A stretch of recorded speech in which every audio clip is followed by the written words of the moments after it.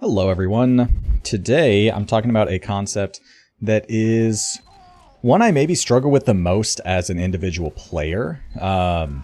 And it can be, for some people, really easy to, or really natural, and for others a little more difficult, and that is kind of disrespecting your opponent. What do I mean by that? Honestly, a pretty decent start is talking about the Gully Wash mid that we're kind of seeing here. You'll notice I kind of instantly killed the other team's medic.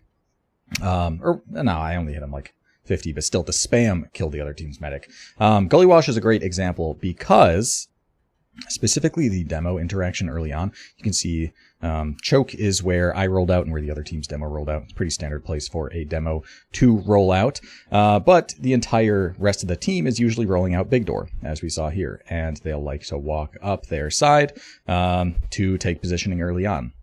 Now, the trouble with that for the team, not necessarily the demo, is the fact that as a demo, you have a great position to spam out the other team, a great high ground position, pretty close range as well. You don't need to charge your stickies that much. And if you even walk up towards the edge, then you can be hitting pipes as well and deal out so much damage that certain Gully Wash mids, you can just kill a medic before they even walk up and the mid's just done, right?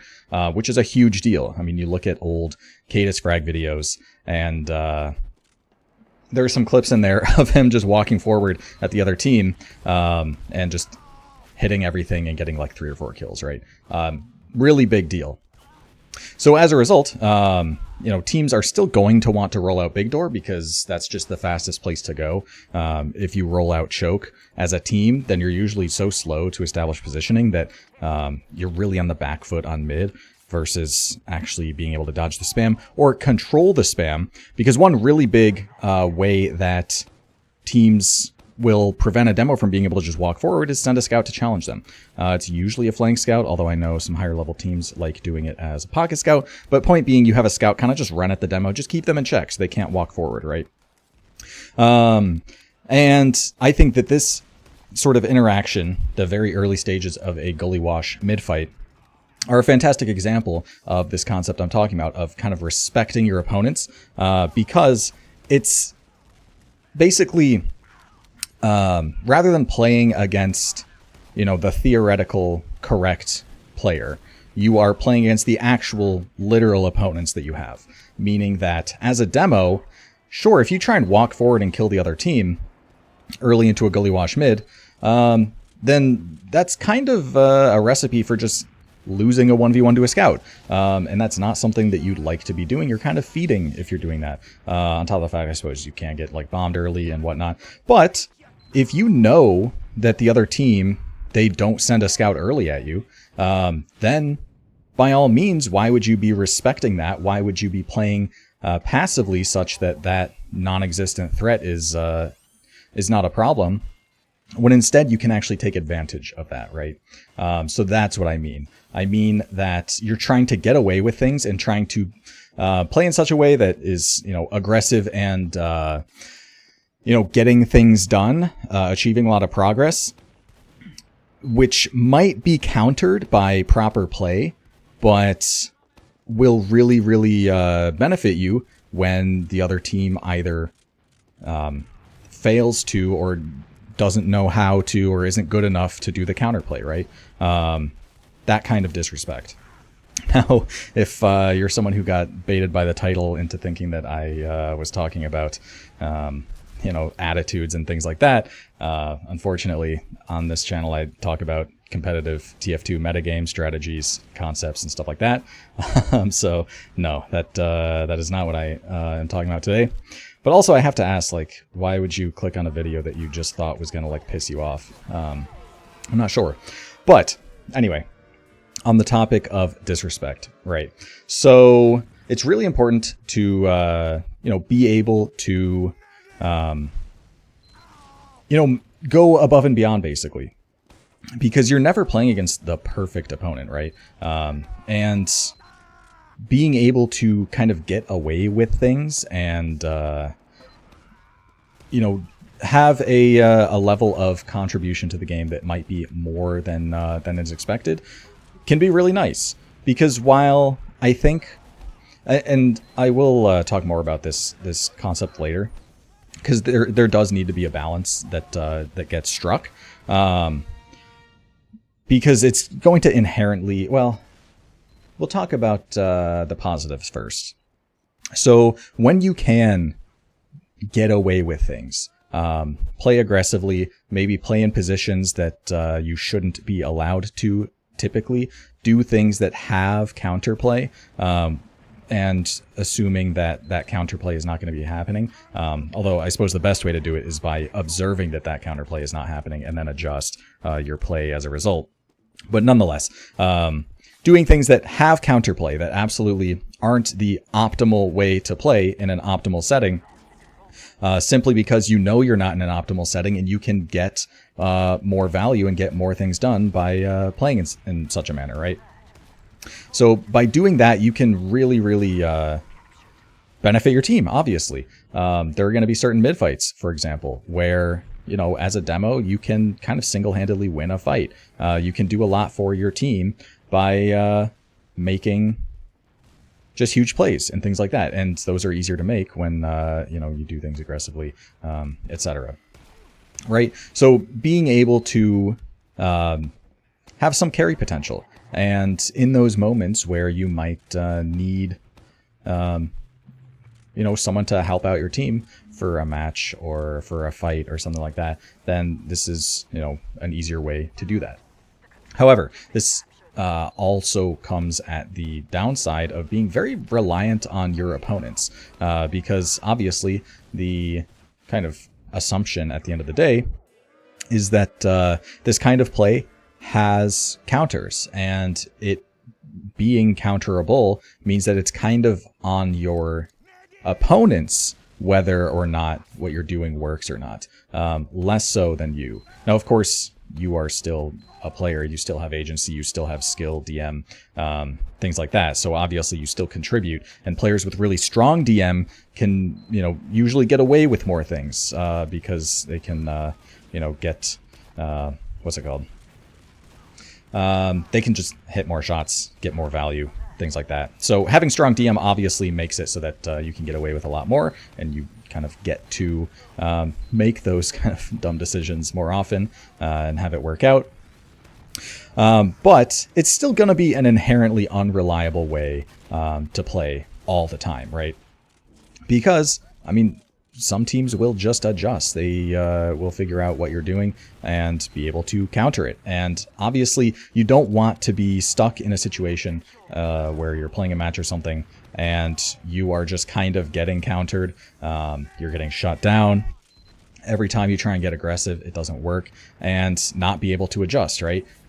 Because then you just kind of lose when that's the only way you know how to play. So having striking the balance is what's really important, because again, while the balance is essentially, and this is what I was alluding to before, the balance is essentially between being able to make big plays, being able to kind of go above and beyond and create opportunities for your team. This is not specifically a demo thing, by the way. I am kind of framing things through the lens of demo because that's just what I play, but this can apply to pretty much every class. So the balance is between being able to create those opportunities, being able to go above and beyond, being able to contribute in ways that you aren't expected to, versus on the other side is consistency, right? Because if you play in the right positions, if you shoot the right things at the right times, then you will be a consistent player. You will be able to contribute to the game very consistently, and that is a good thing, right? However, that kind of comes at the cost of you being a little more predictable, a little more passive as well, and also maybe not taking advantage of the opportunities that are presented to you.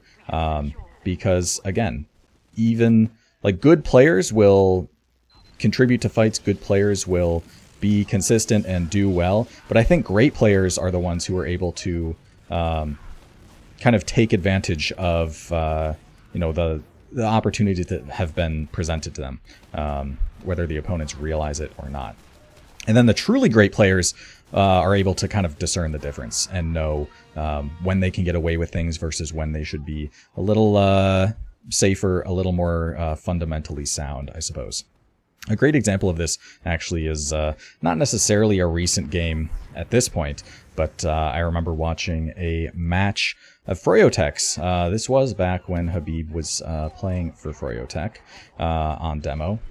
I don't recall who they were playing against, but it was a very close match. And they were actually losing at the start. And Habib, honestly, was not doing that well. Kind of getting shut down. He was trying to make things happen, trying to obviously like get kills, get damage, stuff like that, contribute to those fights. And basically every time he'd just be dying. By the end of the game, however, he was doing very well. He had made an adjustment. And after the game, I don't know if he tweeted it or just like posted it in Twitch chat or something, but he basically said like, hold W equals lose, like hold S equals win, like weird class, something to that extent, right?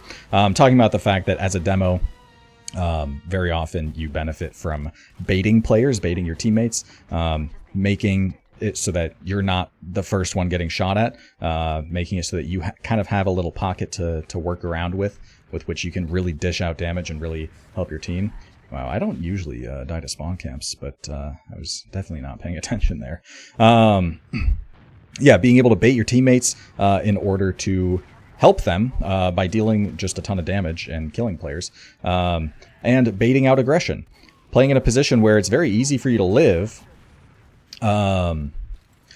but you're still forward enough that you're kind of enticing the other team to walk at you, right? And then when they do, you just back up and then just shoot them with stickies and pipes and kill them all, right?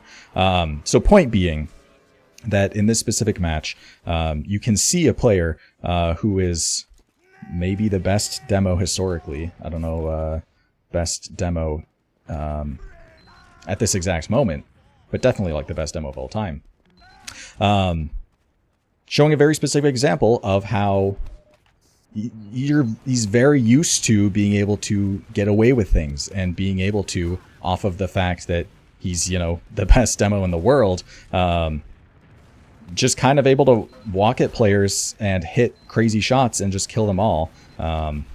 And a lot of his career is off of that, right? However, even being so used to that kind of play, he's still talented enough to be able to make that adjustment and realize when things aren't working and when you need to play more like fundamentally sound, because you're actually getting countered. Those things that you usually get away with, in this case, you're not getting away with, and you have to be able to recognize that and adjust as a result. And that's what made the difference in this match. As a result, Habib's able to win and contribute quite well.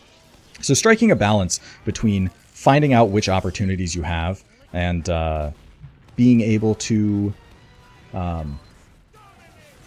know when the opportunities aren't there, know when you just need to play kind of safe, play fundamentals and things like that, is quite important. And that's kind of the whole thrust of things. Personally, it's something that I struggle with a lot because I will very often, even if I'm playing a pug against like bad players, well, it might be mean phrasing, but you know, players that are much lower div than me, players that I probably could get away with things against.